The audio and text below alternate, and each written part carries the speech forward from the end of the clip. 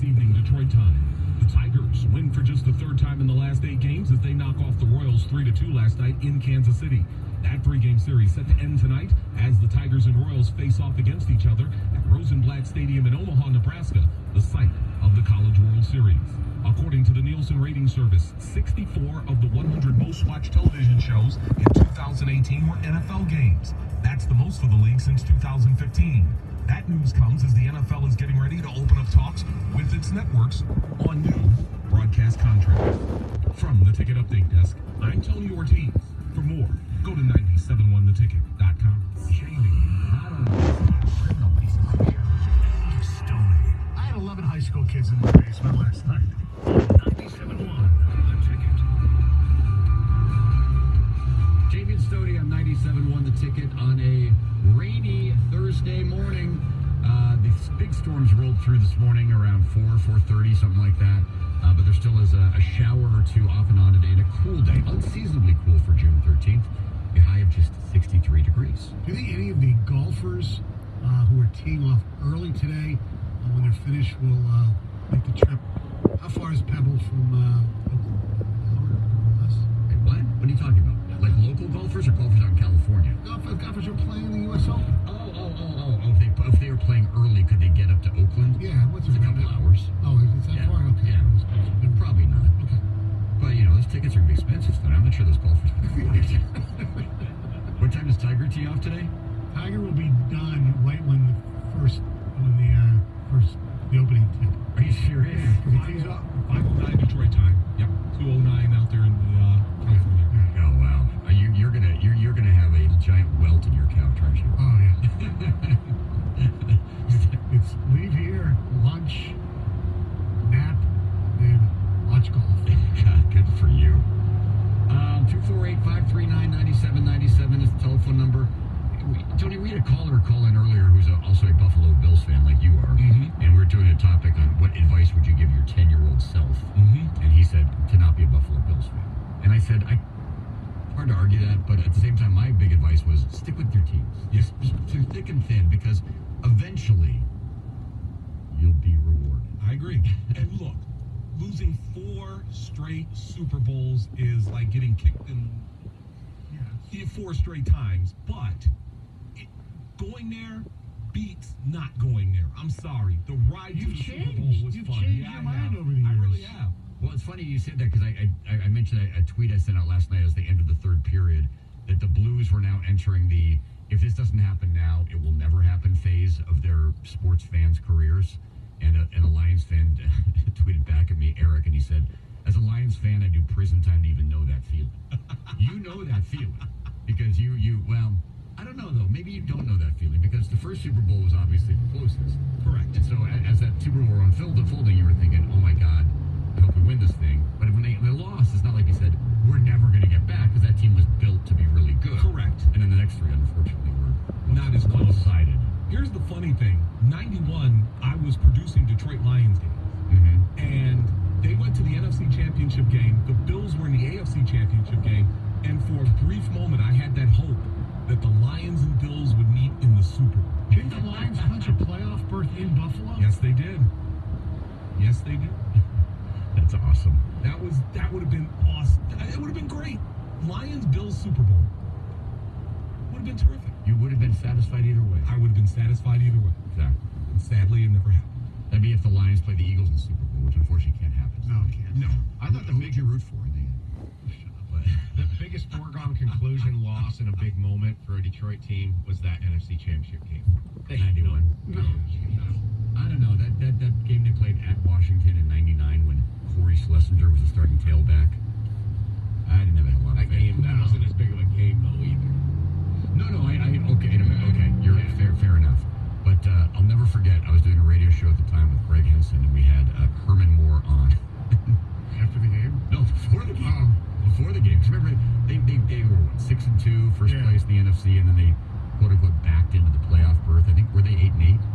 Yes. 8-8. Yes. Ron Rivers, and Greg said, Herman, I don't see any way you can win this game. Would you agree with that assessment?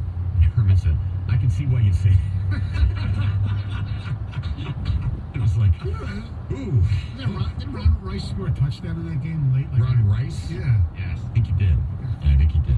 That game was right, because I was at the game in the press box. That was Motor City, Music City Miracle was right before. Yeah, correct, yeah. And Al Michaels was doing the Lions game. A lot of times people give credit to Al Michaels for having done the Music City Miracle, but that was not. That was, I think, the Patrick Joe Theismann crew or something like that. Because Michaels did the quote-unquote second game, which was the bigger of the two games.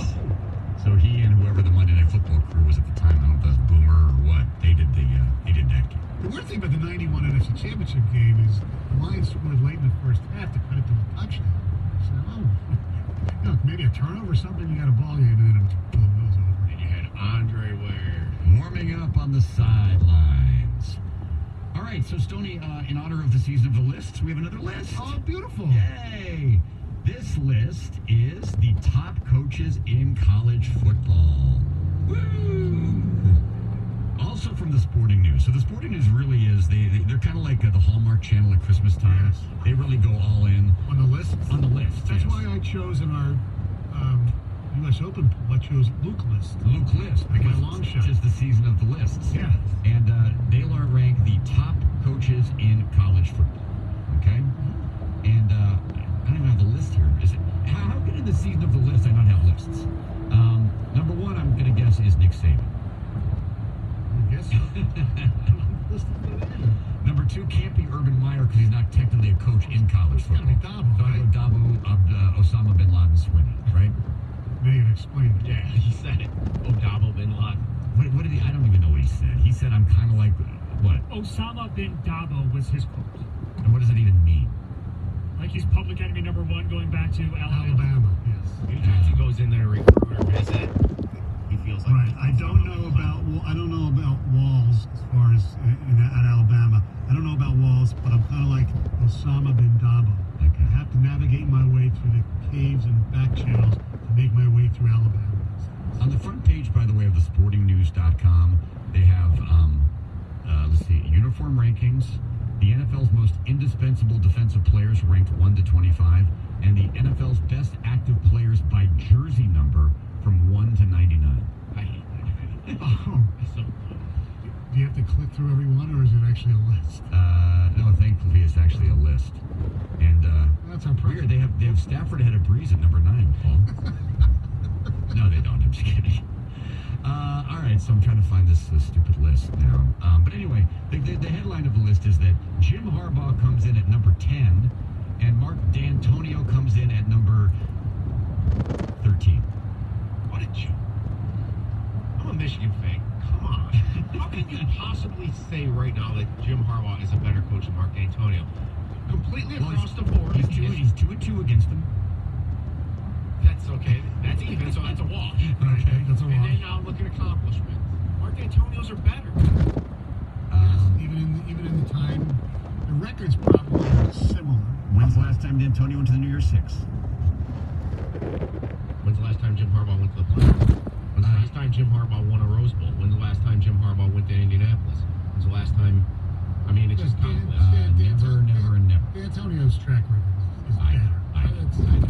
There's no doubt about it. It's based on two things. It's based on clickability, right? It's based on, getting mentions by people like us. Well, wait a minute now. The Detroit News picked this up, and that's what you're reading. The Sporting News, they're not worried about Michigan. They're not worried about why would they do this? They're not doing that for clicks. That's not the headline on their story. It's just garbage. He's the highest rated coach in the Big Ten, obviously. Because there's the 9 guys ahead of him are from different conferences. So in the Big Ten, they have Harbaugh, D'Antonio, Franklin, and Paul Chryst. Those are the top 4. Ryan Day. Ryan Day checks in at number 6, Tony. It's a great question. Which is interesting because he's 3-0. I don't know how you put Ryan Day ahead of Kirk Ferentz personally. Sorry. Ferentz has accomplished more than Ryan Day. I mean, he's been to a huge BCS game. They got clocked by USC, I know, in the playoffs. He went to the Big Ten championship game at least once. He's been to the Rose Bowl. He went to the Rose Bowl a couple years ago where they played Stanford and Christian McCaffrey ran all over. Let me ask you about James Franklin. Obviously, because they won the Big Ten championship, but I believe, if I'm not mistaken, mistaken, Franklin versus Harbaugh and D'Antonio, he's like 1-3 against one and 1-4 against the other, something like that. Okay. And he's and he was like, I think he's only won one game against Ohio State too. Yeah, they blew that game last year. Yeah, exactly. So the great James Franklin, granted, he's gone further than Jim Harbaugh, but against the three biggest teams is basically 3-8. Here's what it says about him. Harbaugh's the top-ranked Big Ten coach, and we know you hate it. It's the truth.